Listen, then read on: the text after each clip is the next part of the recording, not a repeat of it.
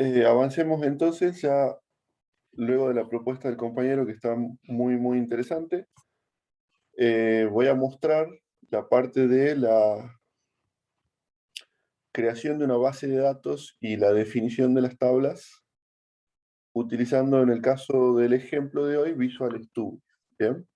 Para que tengan una base de cómo plantearlo en sus distintos proyectos.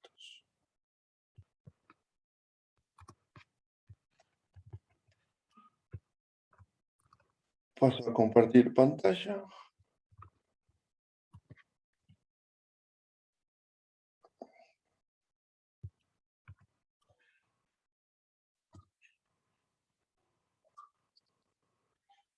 Bien, este es un Visual Studio Community Edition que lo pueden descargar e iniciar sesión con sus cuentas de alumnos de la facultad y tenerlo activado sin ningún problema. Es gratuito para que lo usen en empresas de tamaño chico a mediano. Tiene ciertas restricciones. Si ustedes lo quieren usar en una empresa grande, ya tienen que pagar licencias para usar la herramienta de Visual Studio. ¿Bien? Pero bueno, una empresa grande no va a tener problema en pagar una licencia. Voy a ir a la opción de crear un proyecto. Visual Studio, la instalación es trivial, o sea, lo descargan, hacen doble clic, lo instalan. En mi instalación, lo único que seleccioné son la creación de aplicaciones de escritorio y la creación de aplicaciones para la web.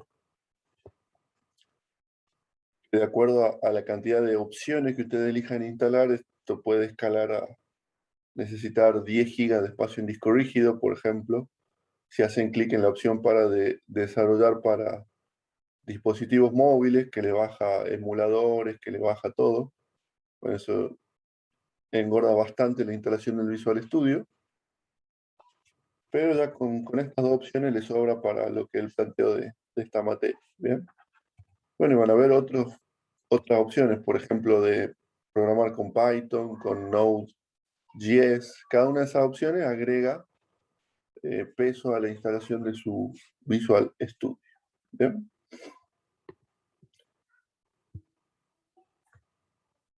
Voy a utilizar para la clase de hoy como plantilla para la aplicación. La plantilla, voy a escribir acá ASP.NET.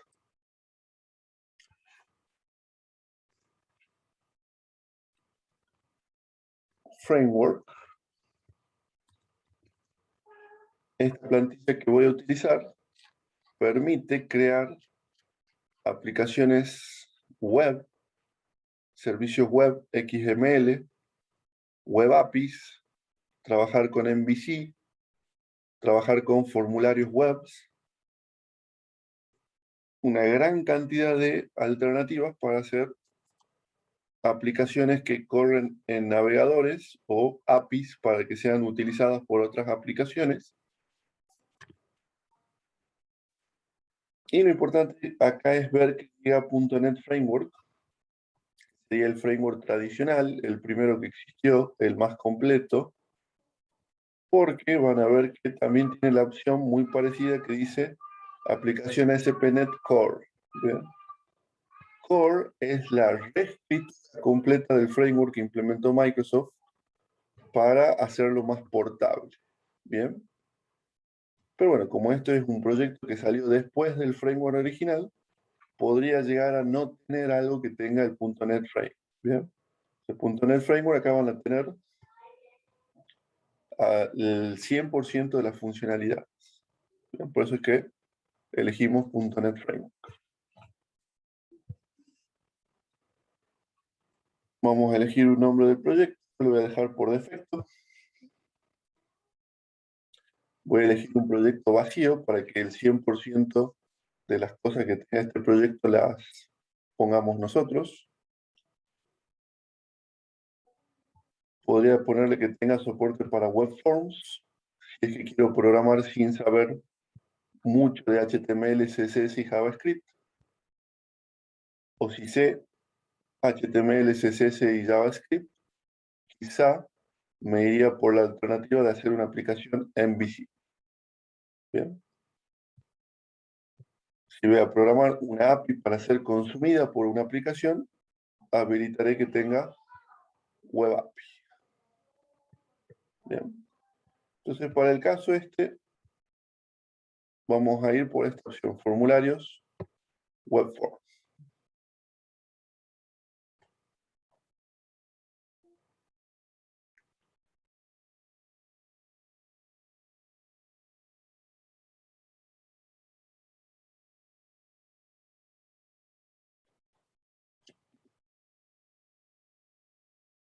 Bien.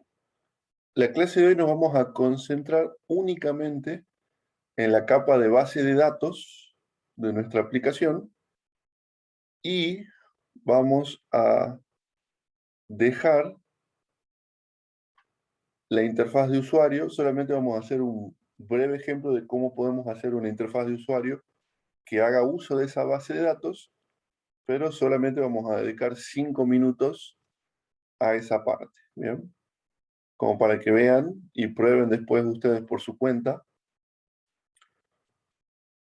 Pero ahora nos centremos en la capa de datos, ¿bien? A este proyecto le voy a agregar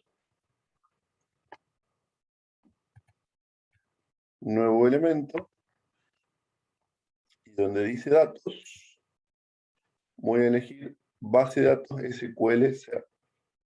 Bien. Va a agregar un archivo a mi proyecto. Este mensaje me dice que va a ir a parar a la carpeta appdata, le digo que sí.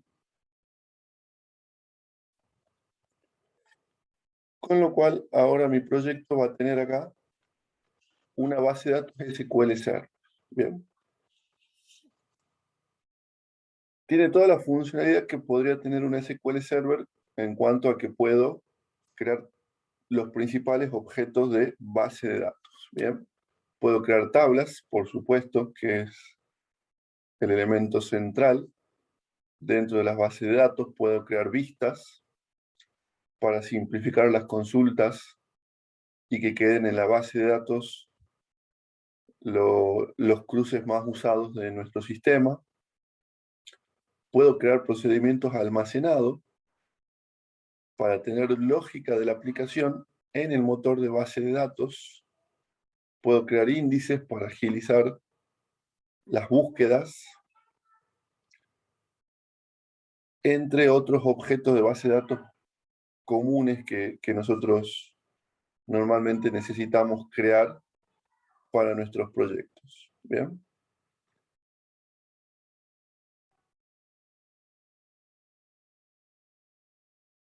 ¿Cuál creen ustedes que sería la ventaja de la lógica o parte de la lógica tenerla en procedimientos almacenados en las bases de datos?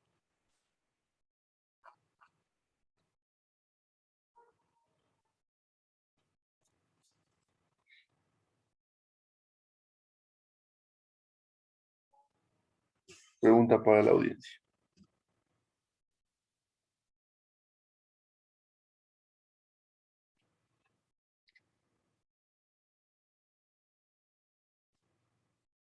Acceso más rápido a los datos, profe. Bien, anotemos. Lógica en la base de datos, que serían los stored schedules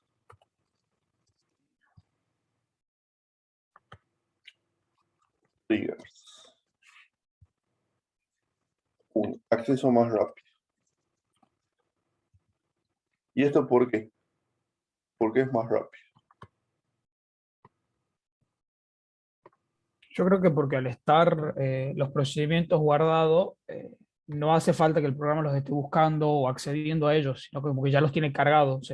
Funcionaría como una memoria caché, digamos. Está cargado y accede mucho más rápido Bien. a esos procedimientos. Exacto. El tema sería el siguiente. Si nosotros hacemos un programa, ese programa corre o en la PC del usuario o en el servidor web, que es otra PC. ¿Bien? Y la base de datos está en otro servidor diferente. ¿Bien? ¿Cuál de los tres creen ustedes que tiene más recursos disponibles? Obviamente, el motor de base de datos, el servidor de base de datos, seguramente va a ser el fierro más poderoso que tengan en su empresa. ¿Bien? Ahí es donde van a tener para el servidor de base de datos quizá un super storage con disco flash, con 256 GB de RAM, un fierro importante. ¿Bien?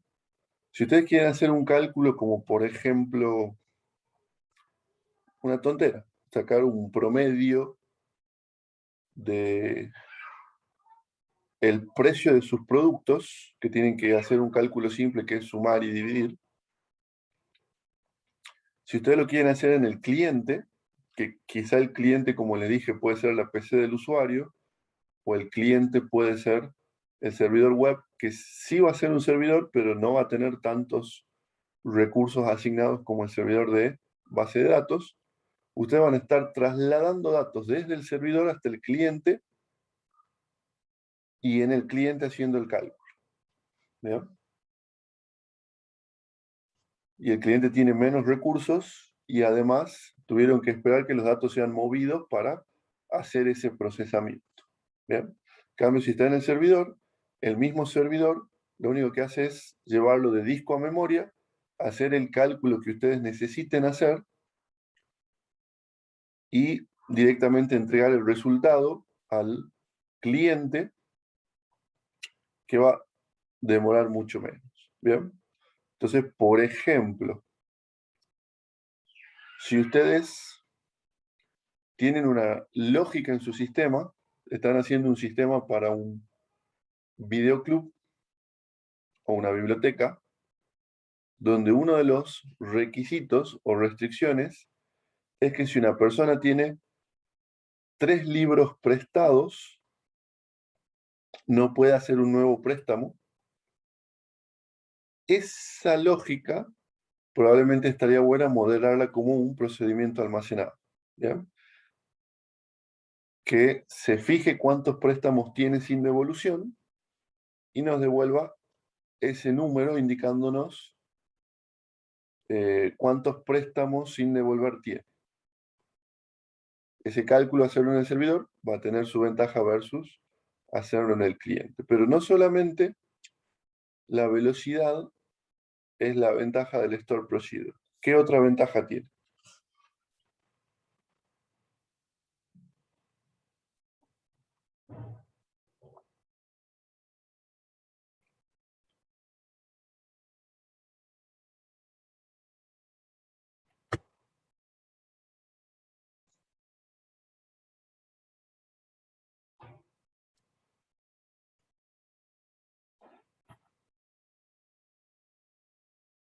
No vale googlear por las dudas. Quiero que las piense.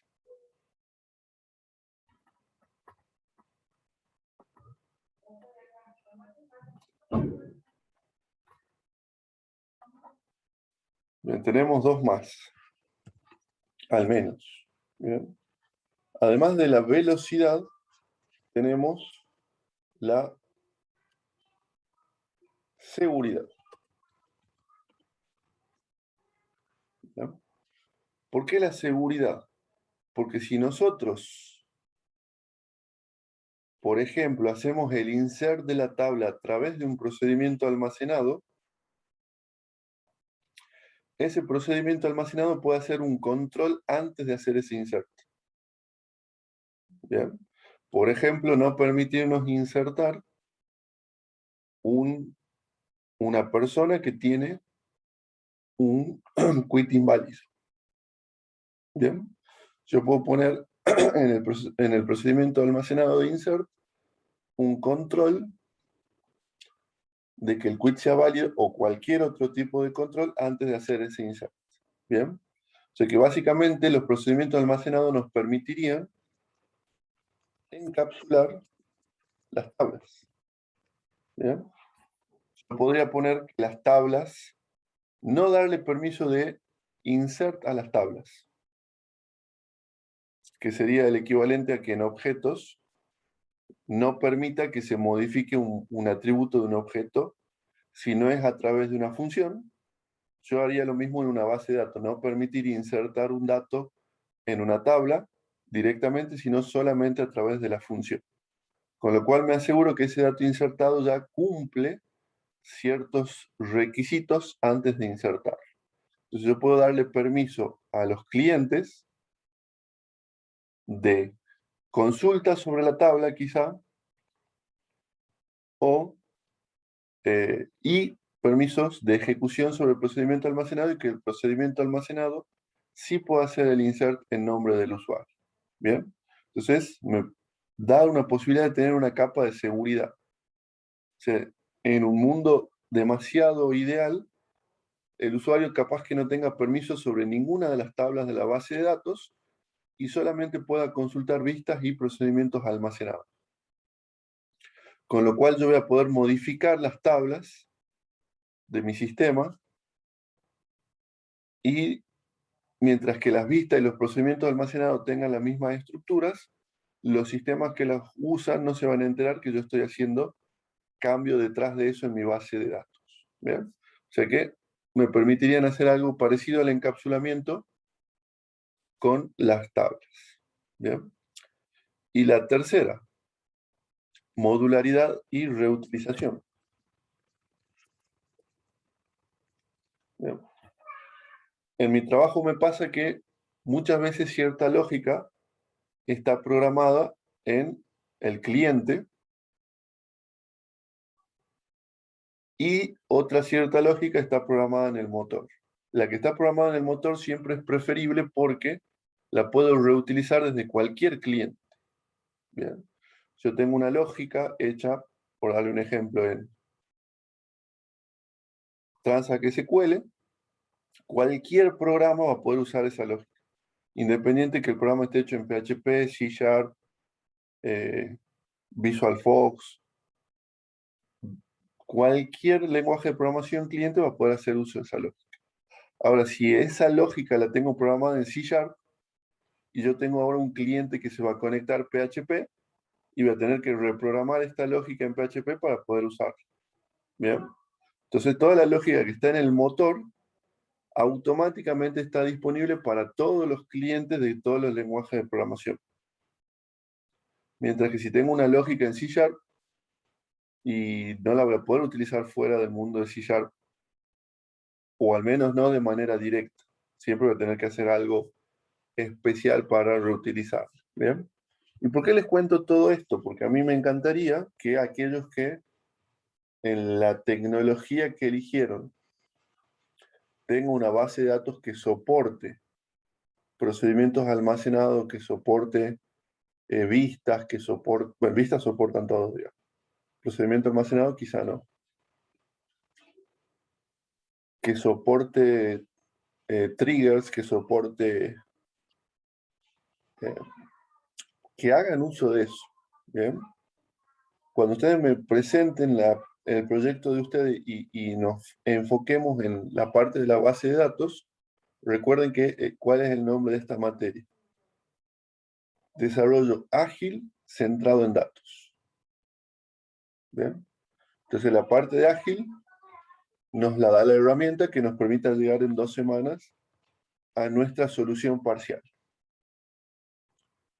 Y la parte de centrada en datos, el segundo foco que voy a poner yo es en la base de datos que ustedes propongan. ¿Bien? Eso es lo más importante. Esa base de datos que ustedes propongan. Quizá ustedes me propongan 9 tablas en su base de datos. No hace falta que las programen a todas en su sistema. Capaz que en su sistema usan 2 o 3 y va a estar bien, digamos. Pero en la base de datos me gustaría ver las 8 o 9 tablas o 7 que ustedes propongan, o 6, las que sean, para ver cómo ustedes plantearon los datos, las relaciones entre los datos y los objetos de base de datos que vayan a utilizar. ¿Bien? Si dentro de eso ustedes pusieron un procedimiento almacenado, si dentro de eso pusieron una vista, suma. ¿Bien? Que pasa muchas veces que traen una base de datos solo con tablas peladas y nada más. Y no hacen uso de ninguno de todos estos recursos que les da el motor a ustedes para que lo utilicen. Bien, así que en lo posible traten de utilizar algo más que solo tablas, porque bueno, la parte de datos es la segunda parte del título de la materia. Ágil es centrada en datos. ¿Bien? O sea que su base de datos tiene que estar, obviamente, bien diseñada, bien implementada, y suma puntitos extras si hacen uso de los recursos estos que tenemos disponibles. Como guía, volvamos a nuestro Visual Studio, al explorador de servidores, y acá tienen todos estos elementos que pueden crearle a su base de datos. ¿Bien? Tenemos las tablas, las vistas, los procedimientos, las funciones, etc. Vamos a la parte de tablas. Voy a hacer botón derecho, nueva consulta. Me gusta crear las tablas a mano, si bien lo podemos hacer visualmente. Prefiero la codificación. Bueno, empecemos a definir una base de datos de ejemplo para nuestro sistema de ahora. Bien. Supongamos que nuestro objetivo es hacer una aplicación para que los usuarios puedan sacar turnos por internet. Algo parecido a este que tenemos acá. Es una aplicación donde uno ingresa, elige lo que elige. Dónde quiere jugar al deporte que quiere jugar. Puede ser tenis, puede ser fútbol, puede ser, acá podemos ver golf.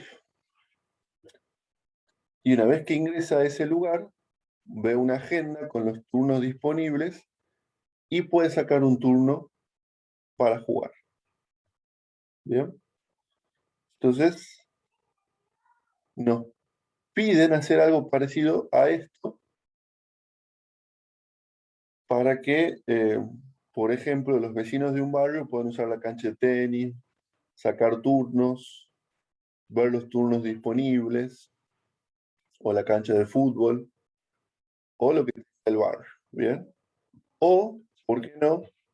Ustedes deciden hacer un galpón que tenga 3 canchas de pádel y quieren que la gente por internet pueda sacar el turno sin tener que llamar por teléfono. También pueden entrar a esta aplicación, seleccionar nuestro galpón en este listado. Una vez adentro, ver los turnos disponibles, elegir uno, sacarlo, registrarlo, etcétera. Bien, a esto queremos llegar. Entonces, básicamente podemos imaginarnos que vamos a tener mínimamente una tabla de usuarios para que los usuarios se registren.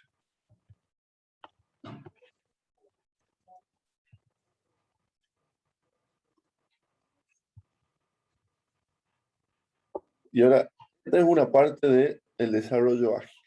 Lo que yo le expliqué verbalmente, si se los quisiera haber explicado escrito, probablemente tendría que haber redactado 2 o 3 páginas, ustedes leído, y al tener páginas y no a mí para contarles, no tendrían la posibilidad de hacer preguntas.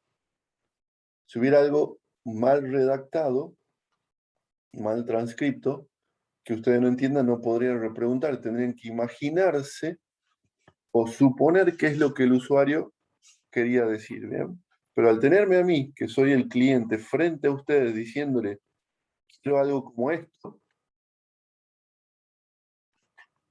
ya cambia la cosa porque ustedes están al lado mío, lo pueden ver,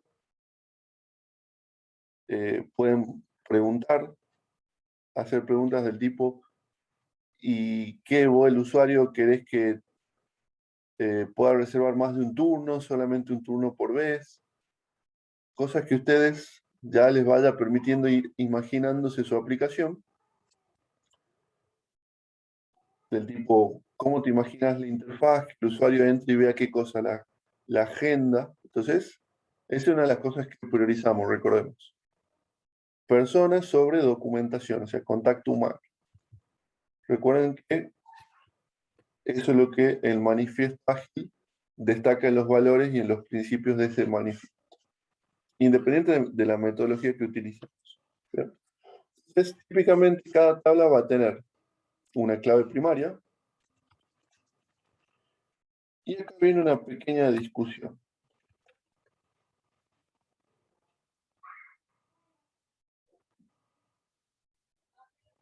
¿Cuál creen ustedes que podría ser la clave primaria del usuario? Su DNI. Bien, DNI pongamos int, not null, primary key.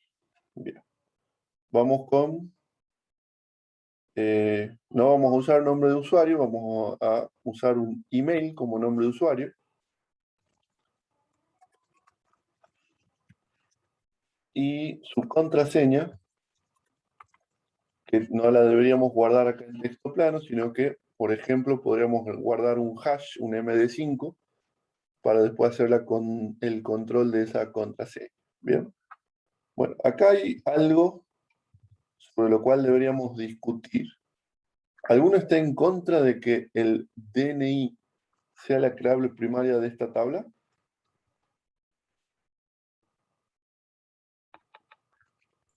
A mí no me parece que tendría que ser el DNI, sino algún sistema de identificación interno, digamos, un Bien. ID interno propio de la aplicación.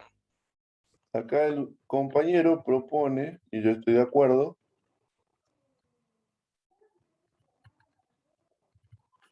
propone esto.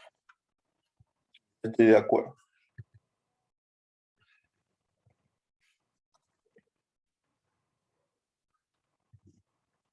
Porque esto no es mejor que esto. ¿Qué opinas? Porque la ID es más general. ¿Qué más? Puede ser, profe, que porque el DNI es un número muy grande, en cambio el ID lo podemos hacer un valor más pequeño. Puntualmente, sí, el tema del tamaño importa, pero tanto DNI como ID son enteros, así que no hay un beneficio. Sí, si yo hubiera elegido, por dar un ejemplo, vieron las patentes de los autos tienen letras y números. Bien. Por lo tanto, guardar una patente de auto, ¿cuánto ocupa en memoria?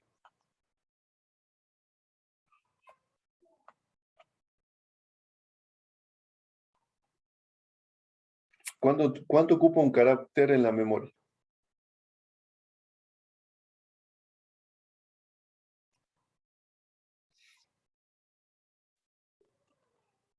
Nobody. En disco rígido, ¿cuánto ocupa un carácter? Bueno, para los que no lo sepan, un carácter ocupa entre 1 y 2 bytes. ¿Ok? Puede ocupar hasta 4 bytes según la codificación configurada para ese carácter. Bien, hay configuraciones de tamaño fijo donde todos los caracteres ocupan el mismo espacio, como por ejemplo Unicode, todos los caracteres ocupan 2 bytes, y hay codificaciones de ancho variable, como UTF-8, donde cada carácter puede ocupar de 1 a 4 bytes. Los caracteres más usados obviamente van a ocupar un byte y los menos usados quizá más. Pero bueno, llevémoslo a una patente que tiene 7 caracteres entre números y letras. Entonces una patente ocupará, si estamos en Unicode, 14 bytes. ¿Bien? Y una ID va a ocupar ¿cuántos bytes?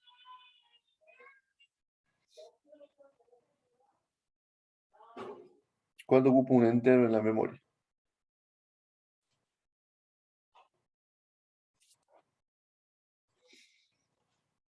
Les voy a decir a su profe de arquitectura que no se acuerdan de estas cosas.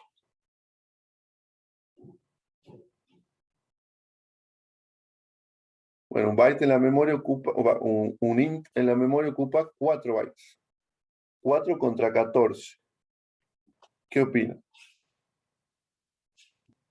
Cuando nosotros accedemos y buscamos por la clave primaria, en una tabla que tiene millones de filas, ¿cómo la encontramos? Utilizando un objeto llamado índice. Creamos índices por esa columna. ¿Bien? Un índice por ID va a ocupar en memoria 4 veces menos que un índice por patente. ¿Bien?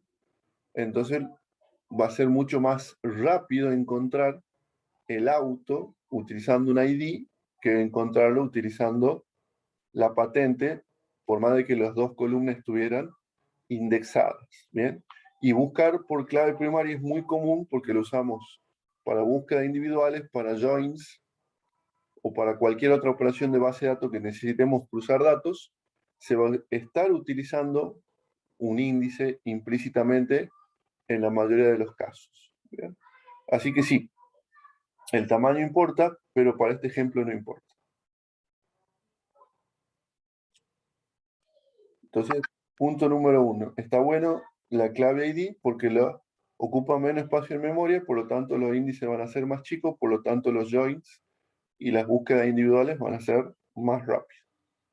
Pero no es la principal razón por la cual no conviene usar el DNI como clave primaria. ¿Cuál es la principal razón para no usar el DNI? ¿Qué se le ocurre?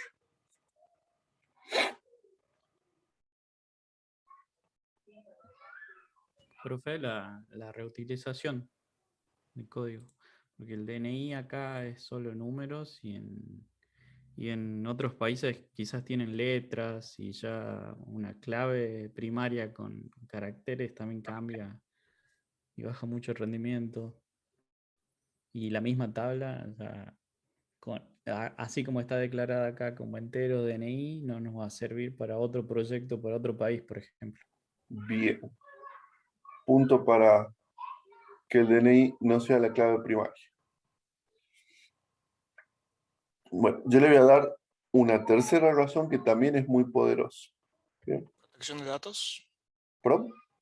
Protección de datos. No, no protección. No, no, no desde el punto de vista de la seguridad informática. Ok. Sí, desde el punto de vista de la practicidad. Ustedes saben que hay miles de DNI duplicados en Argentina. ¿Sabían? No, no sabían. No, la verdad que no. Nos dicen. O sea, los que eran libretas y esas cosas, números No, repetidos con el DNI. no, no. Por la forma rudimentaria en la cual se asignaban los números de DNI, es muy común que en distintas provincias, por error, se haya dado el mismo número de DNI a personas diferentes. Por eso tuvieron que inventar los quits. ¿Bien? Entonces, los sistemas bancarios no pueden utilizar el DNI como clave primaria, tienen que darnos un ID de cliente. Porque si nosotros vamos a un banco que opera en varias provincias, es muy común que venga una persona y que tenga el mismo DNI que otra persona de otra provincia. ¿Bien? Por eso es que cuando ustedes consultan dónde votan en el padrón electoral, ¿qué datos les piden? La provincia y el sexo. No se los piden por eficiencia en la consulta. No es que si ustedes eligen Tucumán, entonces van a una base de Tucumán para no tener que hacer una consulta en una base de datos de toda la Argentina. ¿Bien? Le piden para que justamente el sistema le traiga los datos de ustedes y no de otra persona que tenga su mismo DNI en otra provincia. ¿Bien? Esa es la razón por la cual le piden esos datos extra en la consulta de dónde votan y por la cual se inventó el quit. Si ustedes ven a alguien que tiene quit que empieza con 20, sabemos que es varón. Si empieza con 27, sabemos que es mujer. Si empieza con un número que no es ni 20 ni 27, ¿qué es? Es un DNI duplicado. ¿Bien? Probablemente a ustedes no le pasen porque son muy jóvenes, pero hay mucha gente de 40 años que tiene quits con números que no son 20 y 27 de prefijo, que bueno, viene por esa razón. Entonces, elegir el DNI como el DNI de un dato real, podemos tener este tipo de problemas sin habernos dado cuenta. Y lo más importante, ¿qué pasa con la clave primaria? La tenemos que repetir en todas las tablas relacionadas con la tabla que tiene la clave primaria, ¿verdad? Sabemos que usar una clave primaria, supongo que lo queremos hacer genérico para cualquier país. Pongámosle documento y acá varchar, para que sea genérico.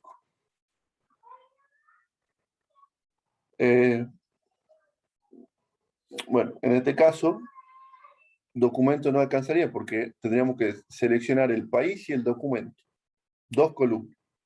Y esas 2 columnas repetirla en todas las otras tablas. Entonces, ya los joins se complican. Un índice de 2 columnas se complica. Pero un detalle no menor es que al tener que repetir este dato o estos datos de clave primaria en todas las tablas relacionadas, nos va a ocasionar el siguiente problema. Bien, supongamos que yo soy un usuario, me registro en la plataforma y saco 10 turnos para jugar distintos deportes.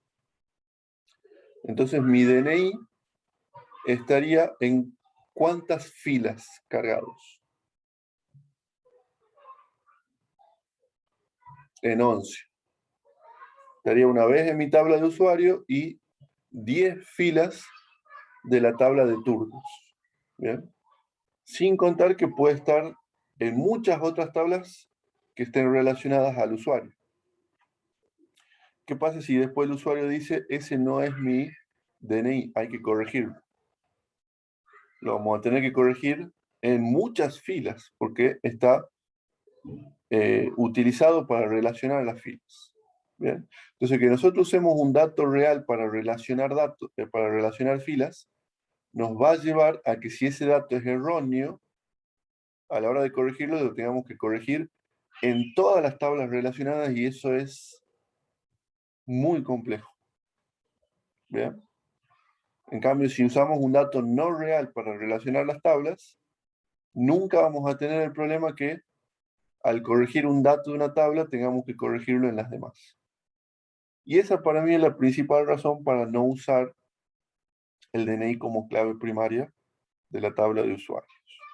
Más allá de la eficiencia, de la performance, de que lo podamos usar en varios países, que a la hora de corregir el dato lo tengamos que corregir en las tablas relacionadas, es too much. ¿Bien? Así que voy a ir con la propuesta del segundo compañero.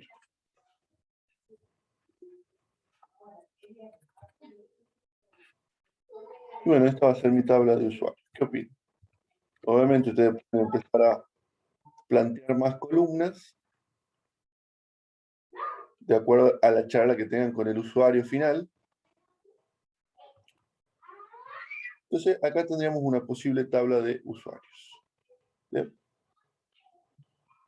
Entonces, ¿qué otros datos tenemos acá en la aplicación? Los lugares en los cuales puedo sacar turnos, que pueden ser complejos deportivos, clubes deportivos, barrios privados que tengan canchas de tenis o canchas de fútbol. Entonces, todos esos pueden ser los lugares donde puedo sacar turnos. ¿Bien? Entonces podría tener una tabla de lugares.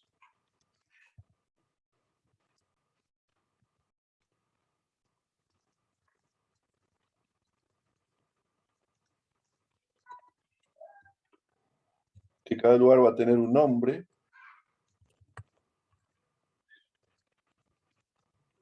Va a tener un domicilio.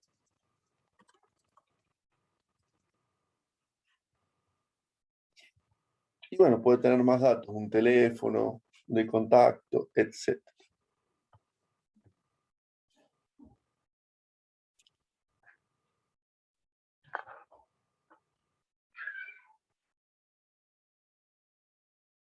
Ok. Continuando con el desarrollo de nuestra aplicación, estos usuarios podrían ser de dos tipos. Pueden ser usuarios que buscan sacar turnos en estos lugares, o pueden ser usuarios que sean los propietarios de esos lugares. O en otras palabras, los administradores, que van a poder, por ejemplo, cancelar turnos de cualquier persona, porque por ejemplo está lloviendo y las canchas de tenis se mojan, no se pueden usar, tengo que cancelar los turnos porque no se pueden usar las canchas.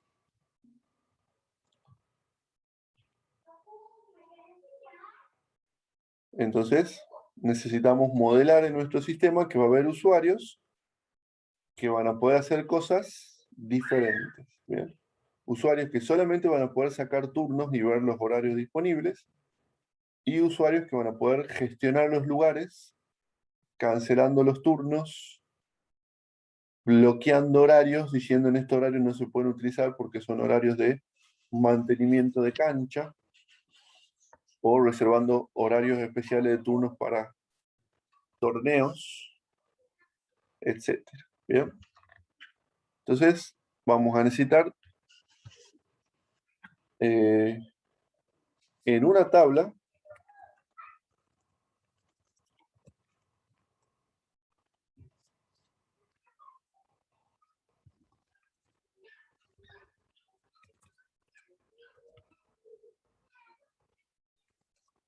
que voy a llamar administración, indicar qué usuario puede gestionar qué lugares. ¿No? Voy a poner acá un ID propio de esta tabla. Y a esta altura se habrán dado cuenta de que como patrón siempre pongo una columna ID, Primary Key Identity, de acuerdo a las recomendaciones que veníamos hablando, y recién empiezo a definir los datos propios de esta tabla. Entonces, esta relación, que en un diagrama entidad-relación sería un rombito que a la izquierda tendría la tabla de usuarios y a la derecha tendría la tabla de lugares, o la entidad usuario, la entidad lugares. Este rombito, que se llama administrar o administración, relaciona la tabla de usuarios con la de lugares. O sea que acá tendríamos un ID usuario,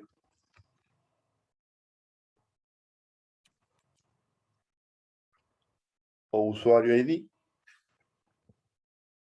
o podría ser simplemente la palabra usuario. Lo importante es que lo que ustedes elijan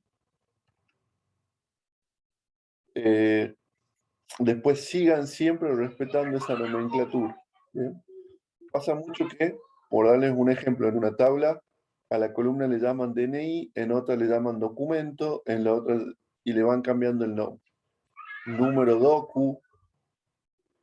Entonces, siempre es importante que si le llaman de una forma a las columnas, respeten esa forma para las demás. ¿Bien? O sea, ir creando convenciones en su sistema en cuanto a los identificadores de los elementos. ¿No? Lugar, int. Entonces, una fila de esta tabla que indicaría que el usuario ID 3, por ejemplo, puede gestionar el lugar con ID 5. ¿Bien? Y en ese lugar va a poder cancelar los turnos de cualquiera, reservar nuevos turnos, etc. Y bueno, y acá viene una parte muy importante de nuestro diseño de base de datos. Voy a poner la palabra constraint.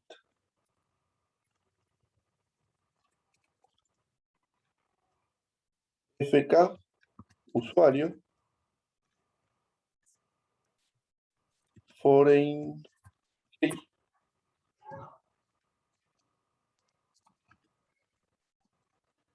references,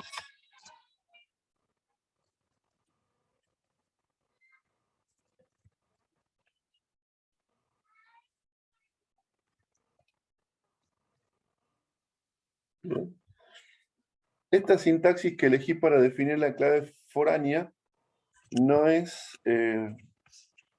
casual, digamos. O sea, hay varias formas de definir claves foráneas en los distintos motores de base de datos.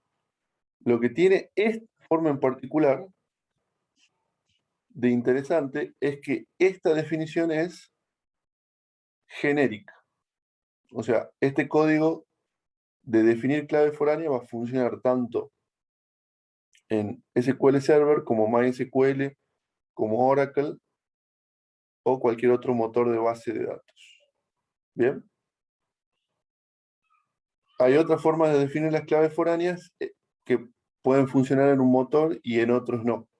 Pero este código así tal cual está, yo lo puedo usar en MySQL y va a funcionar igual. ¿Bien? Eso está bueno porque muchas veces cuando nosotros hacemos un sistema que lo van a usar diferentes empresas, puede ser que cada empresa lo use con un motor de base de datos diferente. Así que está bueno que planteemos el código lo más estándar posible para que pueda funcionar en cualquier motor sin necesidad de adaptaciones. Y vamos a poner otro constraint, foreign key, lugar,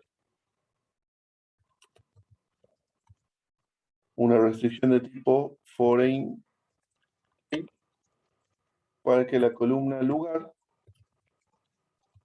referencie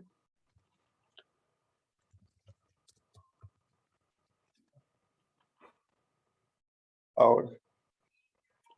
¿Qué ganamos poniendo las foreign keys? Pregunta para la audiencia. A ver si siguen ahí, si quieren hacer. Relacionar, profe, relacionar una tabla con otra. Bien, estamos diciendo que esta columna se relaciona con esta otra columna. Cada fila es única. Si no pusiera la foreign key, funciona igual. O sea, ¿puedo hacer join sin foreign keys? Sí. ¿Por qué la pongo?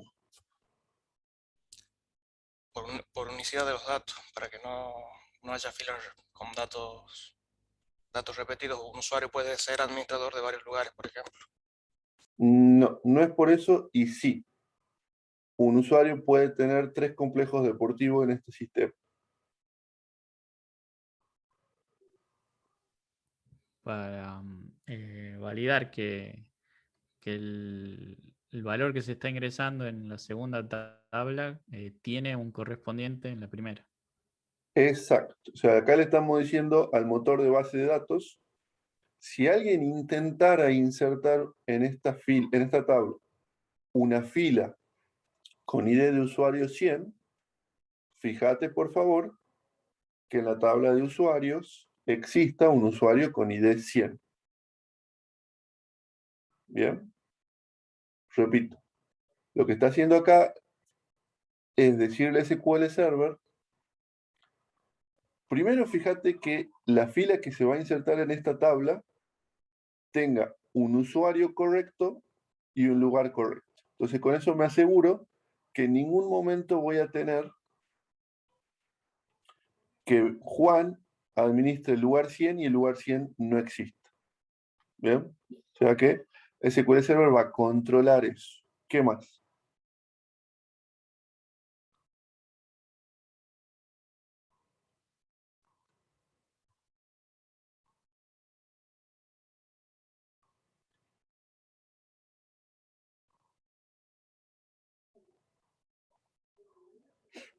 También va a controlar que en un futuro, si yo quiero eliminar un usuario, existan en esta tabla filas que digan que el usuario que acabo de eliminar administra un lugar. ¿Bien? O sea, si yo elimino un usuario, ¿tiene sentido mantener las tablas, las filas de esta tabla de ese usuario en particular? No. ¿Bien? Entonces, SQL Server no me va a dejar eliminar ni usuarios ni lugares si no elimino al mismo tiempo las filas de esta tabla. Lo mismo ocurriría con los turnos. Si yo tengo un turno que dice que lo sacó el usuario 100, ¿qué pasaría si elimino el usuario 100? ¿Qué pasaría con ese turno?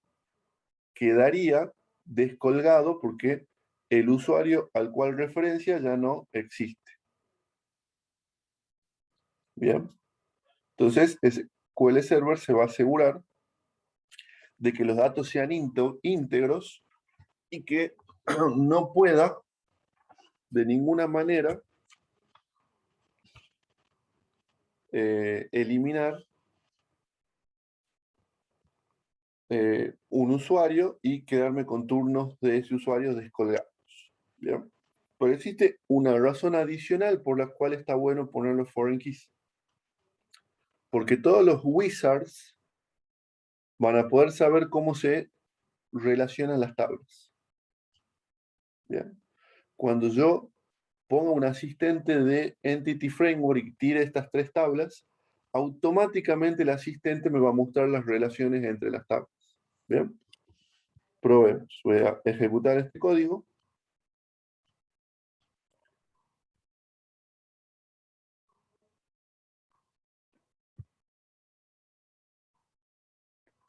Vamos a ir. Falta una coma en la fila 16. Oh, thank you very much. Eso es lo bueno de que estén atentos. Bien. Entonces veamos a qué me refiero con esto. Voy a agregarle a este proyecto algo llamado Entity Data Model, que posteriormente me va a simplificar la tarea de trabajar con estos datos desde mi sistema.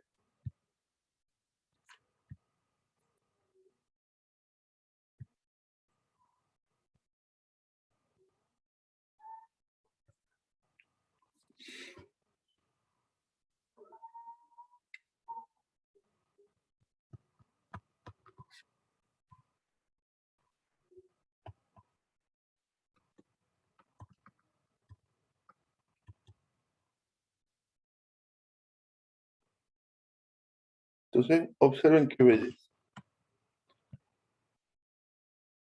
Como nosotros hemos definido las foreign keys, ya se dispone de esta información, cómo se relacionan las tablas entre sí. Bien. Acá podemos ver que cada fila de cada lugar va a tener 0 o más administradores o usuarios administradores y que cada usuario va a poder administrar 0 o más lugares. Esto en una entidad relación sería una relación M a N. O sea, yo puedo tener al mismo lugar, fíjense bien este detalle. Supongamos que el lugar sea complejo deportivo Las Talitas, por inventar un nombre. Yo podría tener este lugar y con este diseño tener 5 administradores para ese lugar. ¿Bien? En una relación M a N. Complejo deportivo Las Talitas tiene 5 administradores, va a tener 5 filas en esta tabla. Cualquiera de los 5 va a poder cancelar turnos, bloquear horarios, etc. Y ahora al revés. Capaz que el usuario Juan Pérez es dueño de una cadena de canchas de tenis. Entonces acá voy a tener las 5 sucursales de la cadena de cancha de tenis acá voy a tener el usuario Juan Pérez, y acá voy a tener 5 filas que indican que el usuario Juan Pérez puede administrar esos 5 lugares de cancha de tenis. ¿Bien?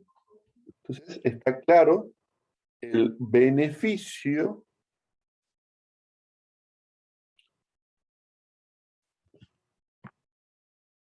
de poner la foreign key.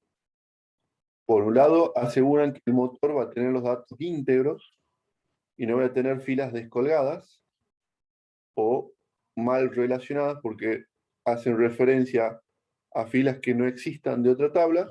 Y por el otro lado, los wizards van a poder usar esa información para generar código. Y cuando digo generar código, no solo me limito al Entity Data Model, sino que va a poder generar código para MVC, le puede generar los controladores, las vistas, el modelo, o si utilizan alguna herramienta de generación de código automático, va a poder generarle todas las ventanas y relacionar los elementos sabiendo cómo se relacionan sus tablas entre sí. ¿Bien?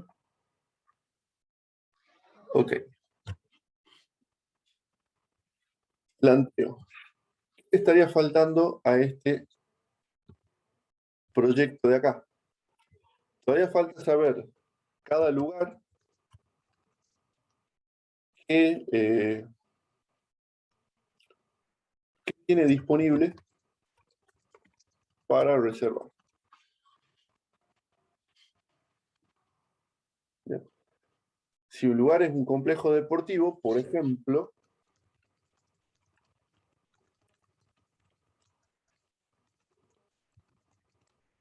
podría tener para reservar una cancha de fútbol, una de básquet, o 2, 3 de tenis, por ejemplo, etc. Este ya no lo voy a plantear yo, te lo dejo para que lo planteen ustedes y una vez que lo resuelvan, pongan en el grupo de WhatsApp su propuesta y yo le voy a decir si está bien o mal. Así lo vamos terminando de modelar entre todos. Bien. O sea que necesitamos definir cada lugar qué es lo que tiene disponible para reservar. ¿Qué más nos está faltando en este modelo? Y lo más importante, la tabla central. La tabla que va a tener más filas en este sistema. ¿Cuál es la tabla transacción o la tabla que va a tener más filas en este sistema?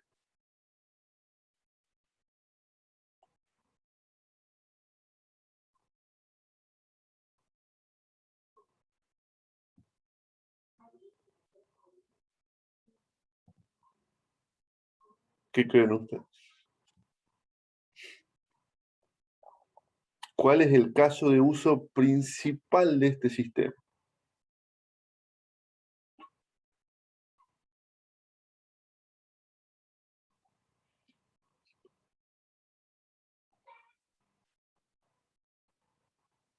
Creo que ya me abandonaron. Sería una tabla de reserva que relacione al usuario con la reserva con el horario, digamos. Las reservas. Perfecto. Esa es la principal, o sea, la tabla que va a tener más filas es la tabla de reservas o de turnos. Yo, como dijo el compañero, tengo que decir quién reservó qué cosa y cuándo la reservó. O sea, quién, qué y cuándo. Y esa es la tabla principal de nuestro sistema. Esa es la tabla que vamos a usar para hacer los reportes, porque el usuario, ¿qué es lo que quiere saber el dueño del lugar? Llegado fin de mes, ¿cuáles son la cantidad de reservas que tuvo, porque cada reserva es plata, para controlar, los días que más se reserva, para tomar decisiones de poner precio más elevado a los momentos que hay mayor cantidad de reserva, los días que menos se reservan para hacer descuentos, etc. Toda la información, todos los reportes principales de este sistema van a estar basados en la tabla turno. ¿Qué usuario hizo la mayor cancelación de turnos, por ejemplo? Para identificar usuarios que reservan y cancelan muy seguido. ¿Bien? Entonces la tabla de turno es la central de este sistema. El caso de uso principal es sacar un turno. Bien. Entonces la idea es completar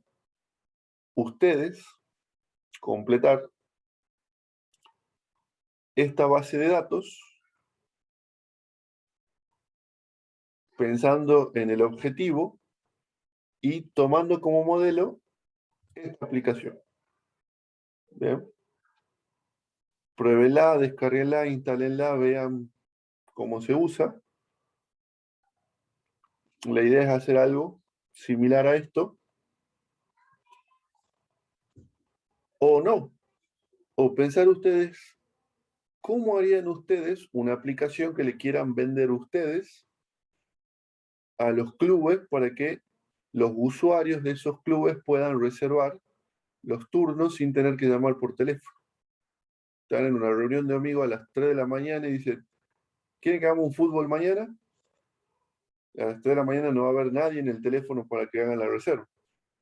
Sacan el teléfono, ven que está disponible, reservan todo online.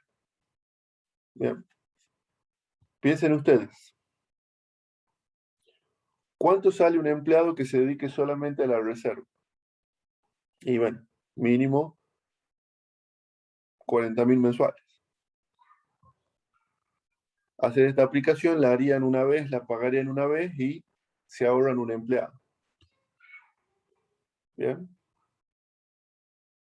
Ahí es donde entramos nosotros como proveedores de la solución. Con esta aplicación vos te ahorras un empleado. ¿Te la vendo o te la alquilo? Porque esta se alquila. Te la alquilo por 4.000 pesos mensuales y vos te ahorras un empleado de 40.000 pesos y das un mejor servicio a tus usuarios porque pueden gestionar sus turnos. Bien. Ok, para terminar la clase de hoy, les prometí 5 minutitos de interfaz de usuario.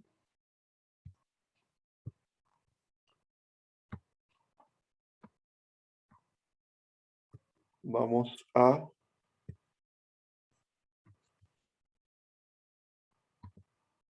agregar este proyecto, un nuevo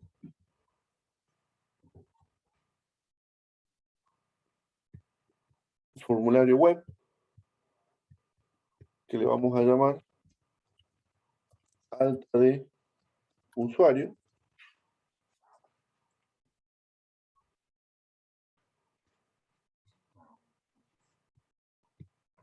Que sería esta página de acá.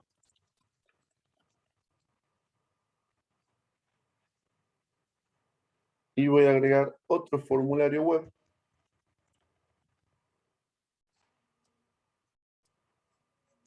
que le vamos a llamar listado de usuarios.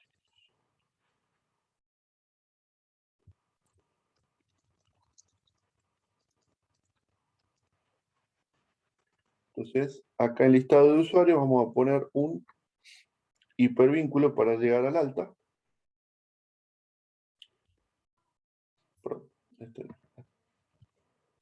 Desde el alta de usuario vamos a poner un hipervínculo para llegar al listado. Y en listado de usuarios vamos a poner un hipervínculo para ir al alta de usuario. En listado de usuario voy a poner un grid view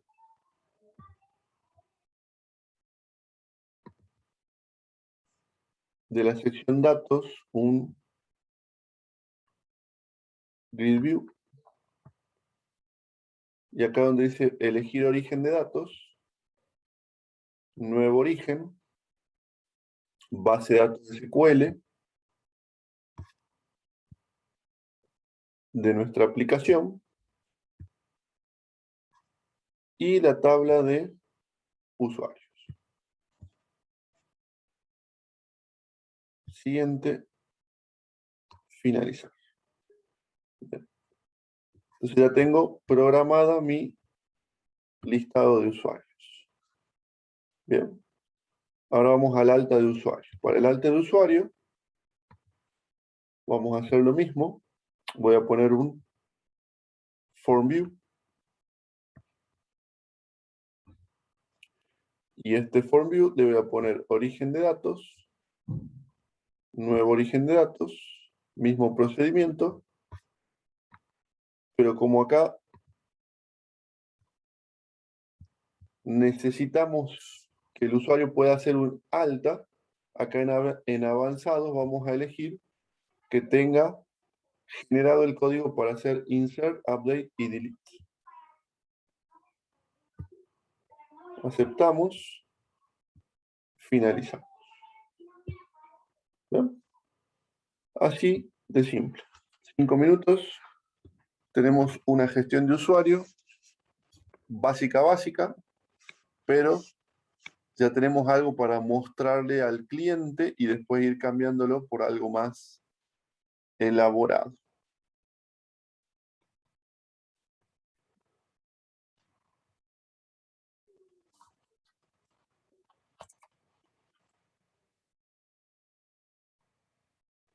Entonces,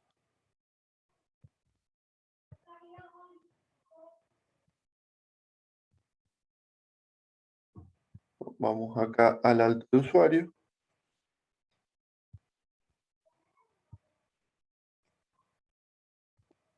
Vamos a editar esta plantilla. Este botón que dice nuevo, la voy a copiar.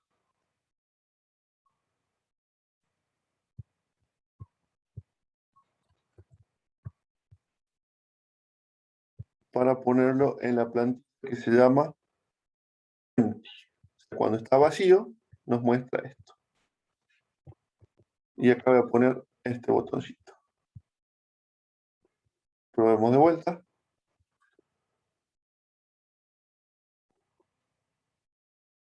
Entonces ahora nos está mostrando la plantilla empty que tiene el botón de nuevo.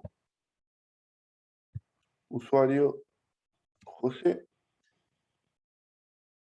Pero se ve que acá hemos elegido otra tabla, no la que queríamos.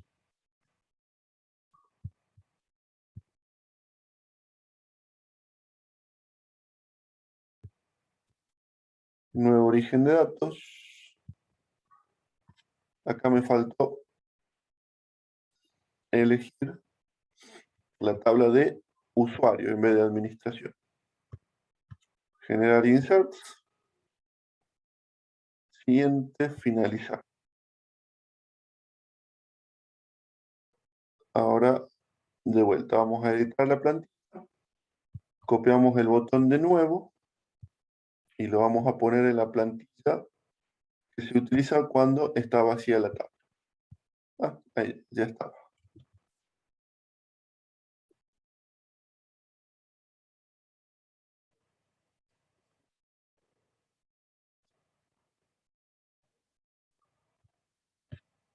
Nuevo.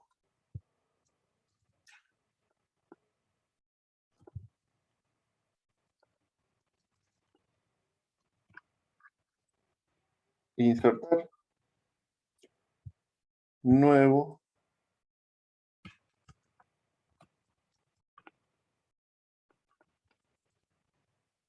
Insertar.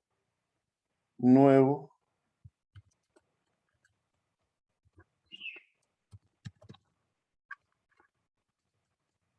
Insertar. Observen que el form view tiene toda esta lógica ya de fábrica. La posibilidad de eliminar, de editar, de insertar nuevos. Lo único que hice yo es poner este botoncito en la plantilla llamada empty para que si no tiene datos, me muestre ese botoncito. Es lo único que hice. Y yendo al listado de usuarios, acá puedo ver la tablita con todos los datos. ¿Bien? Bueno, la idea de hoy no era profundizar en interfaz visual, esto es simplemente como para que puedan visualizar en web sus tablas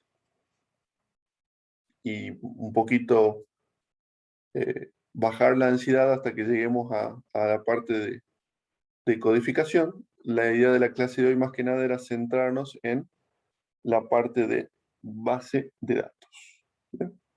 Hasta acá llegamos la clase de hoy.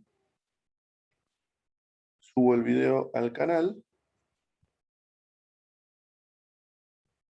Y bueno, nos vemos en la próxima clase.